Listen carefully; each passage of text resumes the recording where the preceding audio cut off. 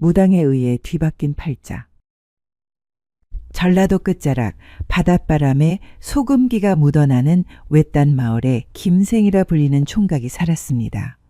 그는 태어나자마자 어머니를 잃었고 12살 되던 해에 아버지마저 병으로 떠나보냈습니다.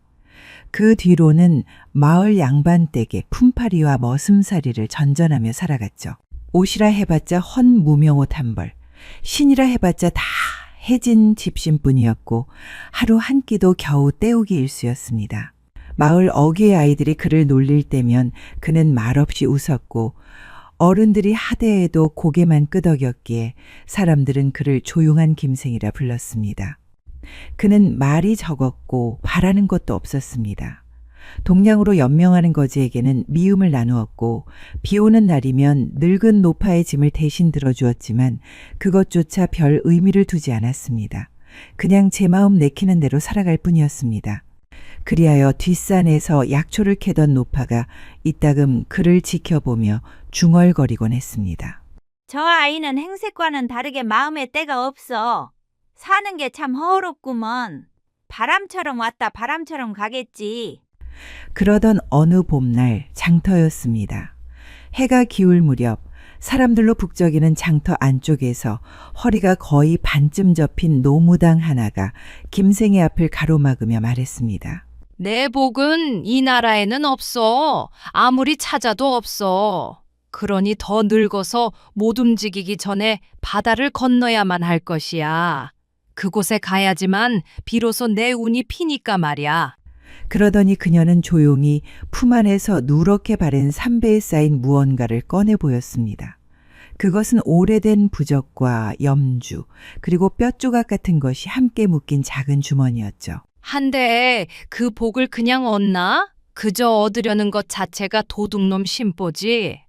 그러니까 응당 얻으려면 그에 상응하는 값을 치러야 하는 법이야. 그리고 그것을 얻으려면 이 물건들이 필요할 걸세.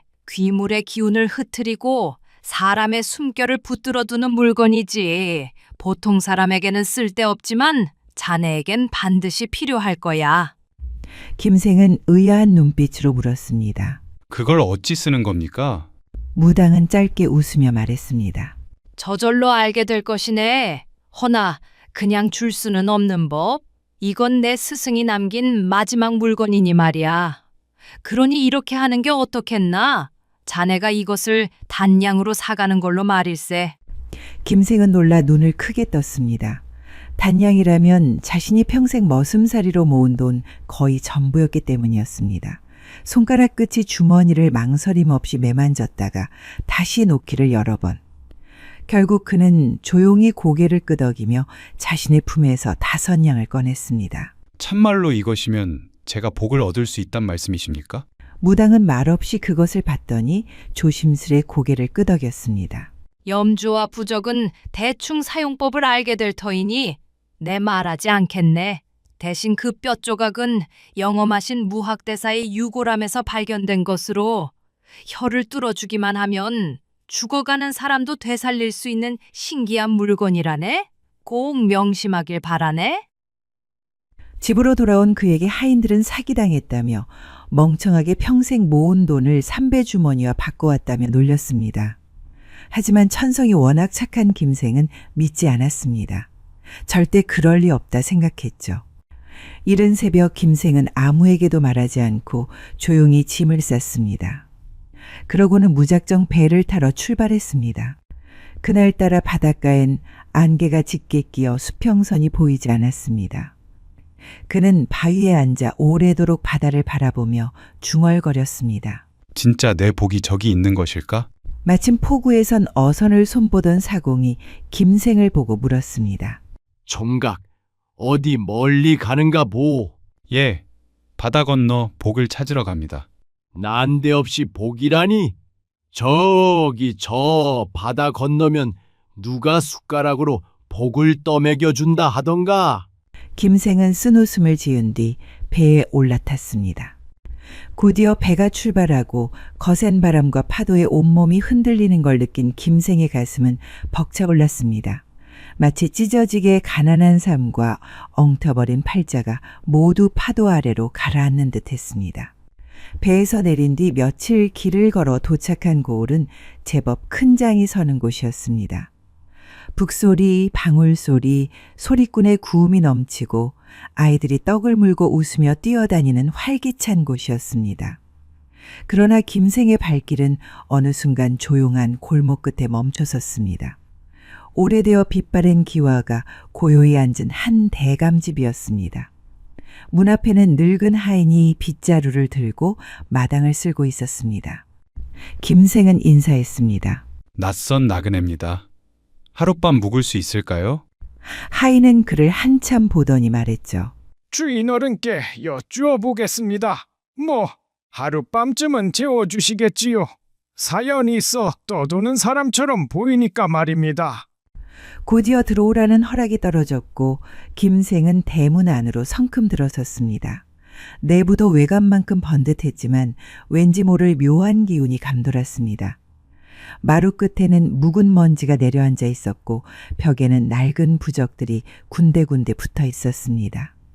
오래전에 누군가 급히 붙인 듯 종이가 반쯤 떨어져 바람에 흔들리고 있는 것이 썩 서늘한 느낌을 주었습니다.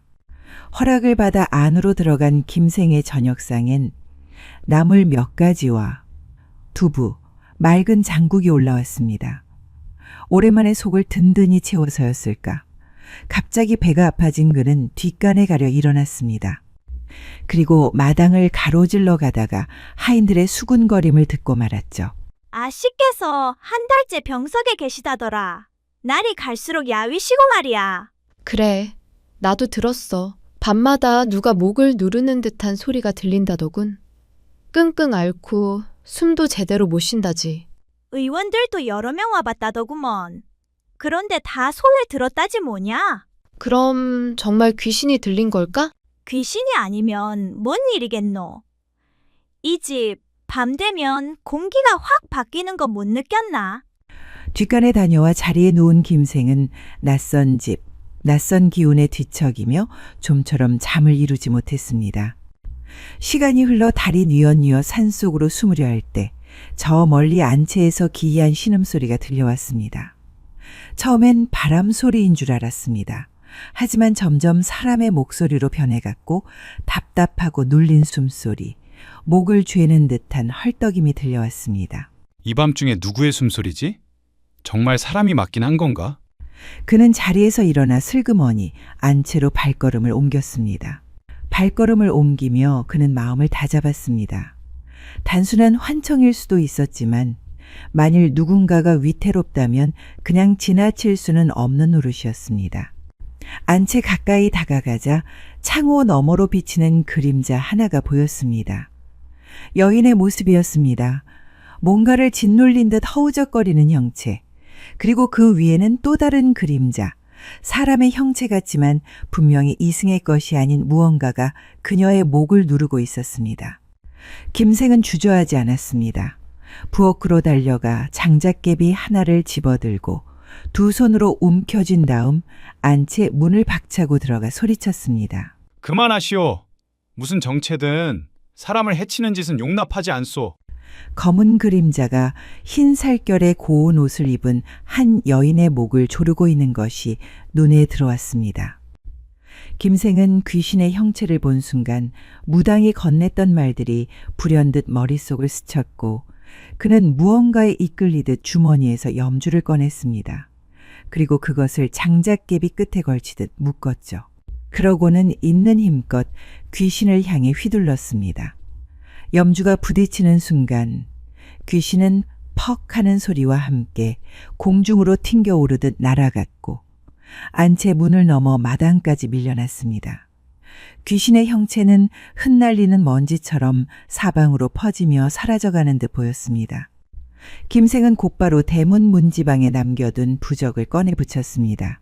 마치 문지방이 그것을 기다렸다는 듯 촥 하고 달라붙었습니다. 설마 다시 나타난다고 해도 이 부적 안쪽으로는 들어올 수 없겠지. 김생은 다시 안으로 돌아와 여인의 곁으로 다가갔습니다. 그녀는 아직 의식이 없었지만 미세한 숨결이 있을 뿐이었는데 이대로 두었다가는 언제 숨을 거둘지 모를 일이었습니다. 그는 주머니에서 뼈 조각을 꺼내들었고 무당이 당부했던 말을 곱씹었습니다. 살아있으나 숨이 끊긴 것 같을 땐 이걸로 엄지의 혀를 찌르거라 라는 말을. 그는 아씨의 양손 엄지손가락 끝 혈자리를 찾아 조심스레 뼈 조각 끝으로 찔렀습니다. 잠시 후 그녀의 몸이 떨리며 크게 숨을 들이키는 소리가 들렸습니다. 안이 소란스럽자 집안의 안주인으로 보이는 여인이 급히 방으로 들어왔습니다. 그리고 김생의 품 안에 있던 여인을 끌어안고 다급히 소리쳤습니다. 목란아, 정신을 차리거라. 제발 눈을 떠보란 말이다. 김생은 여인을 바라보며 괜찮다는 듯 천천히 말했습니다. 제가 손을 써놔서 괜찮을 겁니다. 그러니 잠시 쉬게 놔두는 게 좋을 듯합니다. 다음 날 아침 해가 동쪽 지붕을 물들이기 시작하자 대감댁의 대문이 열리고 사람들의 발걸음이 분주히 움직이기 시작했습니다. 밤새 벌어진 일을 안 이들은 김생이 마당에 나서자 놀란 눈빛으로 그를 바라보았습니다. 주인 어른은 김생을 불러 물었습니다. 자네, 대체 무엇으로 저 귀신을 물리쳤는가? 김생은 말없이 품에서 삼배 주머니를 꺼내 보였습니다. 이것은 바다 건너 먼 고을의 무당에게 평생 모은 돈을 주고 구한 것이옵니다. 평생 모은 돈으로 산 귀한 물건을 내 딸을 위해 아낌없이 쓰다니 어쩜 이리 의로운 자란 말인가? 자네에게는 정말 큰 은혜를 입었네. 우리 집안의 은인인 자네에게 그 어떤 보답을 해야 할지 모르겠네. 우선은 내 집사람과 상의해서 자네의 의로움에 보답할 테니 그동안 이 집에서 편하게 쉬고 있게나. 며칠이 흘러 쓰러져 있던 목란은 점차 생기를 되찾기 시작했고 얼마 안 가 자리에서 일어날 수 있었습니다. 부모님께 자세한 자초지종을 다 들었습니다. 며칠 전 제가 죽을 뻔한 것을 선비님께서 구해주셨다고 말이죠. 당시에는 목이 졸려 정신을 잃어가고 있던 중이었는데 누군가 저를 부르는 따뜻한 소리만은 똑똑히 기억한답니다. 정체 모를 것에게 한 달간 시달려 무척이나 힘들었는데 그것을 물리친 것도 모자라 제 목숨까지 구해주시다니. 감사합니다. 정말 감사합니다. 그녀의 감사 인사에 김생은 멋쩍게 웃으며 고개를 숙였습니다. 계절이 바뀌고 김생은 대감집에서 받은 돈을 가지고 다시 고향으로 돌아왔습니다. 그리고 그 돈으로 집과 땅을 사서 농사를 짓기 시작했죠. 갑자기 없어진 것도 모자라 큰 돈을 가지고 돌아온 김생을 본 마을 사람들은 그가 어떻게 돈을 벌었는지 궁금해했습니다. 동시에 시기와 질투도 했죠. 하지만 그는 자세한 말을 하지는 않았습니다. 그저 운이 좋아서 복을 얻었다고만 말했죠. 하루는 김생이 아궁이에 땔감을 집어넣고 있을 때 문득 인기척이 느껴져 뒤를 돌아보니 자신에게 물건을 판 무당이 서 있는 것을 보고는 반갑게 맞이했습니다. 정말 오랜만에 뵙는군요. 제가 남의 집 머슴을 살다가 제 집과 땅을 갖게 된 것은 모두 어르신 덕택입니다. 그 물건이 없었다면 전 누군가를 살릴 수도 이 집과 땅을 가질 수도 없었을 것입니다. 한데 한 가지 궁금한 것이 있습니다. 그날 밤 제가 마주한 그 귀신은 대체 무엇이었습니까? 무당은 잠시 눈을 감고 연기 속을 바라보다가 말했습니다. 그 검은 것은 집에서 죽은 여인이니라 본처도 첩도 아니었던 대감의 아이를 가졌으나 버림받고 생을 마감한 비운의 여인 말이지. 그리하여 앙심을 품고 그 집안의 자손을 죽이려고 한 것이었느니라. 뭐 자업자득이지만 내 녀석 때문에 화를 면하게 된 것이지. 그나저나 내가 오늘 이 집에 들린 것은 내게 잠시 맡긴 주머니를 다시 찾아가기 위함이니라. 제게 판 것이 아니었습니까? 그건 맞다만 이제는 내 녀석에게는 필요 없지 않느냐. 내가 그것을 돌려줘야지만 내가 너와 같은 처지를 가진 다른 이에게 또 팔 수 있는 것 아니겠느냐? 그것도 그렇군요. 부디 착한 마음을 갖고 있는 사람에게 돌아갔으면 합니다. 김생은 무당에게 주머니를 조용히 건네주었습니다. 그녀는 받자마자 품에 넣은 뒤 짧은 인사말을 남기고 바람처럼 사라졌죠. 김생은 그녀의 뒷모습을 보고 비로소 마음의 짐을 내려놓은 듯한 표정을 지었습니다. 이상 야담설어였습니다. 구독과 좋아요는 사랑입니다. 감사합니다.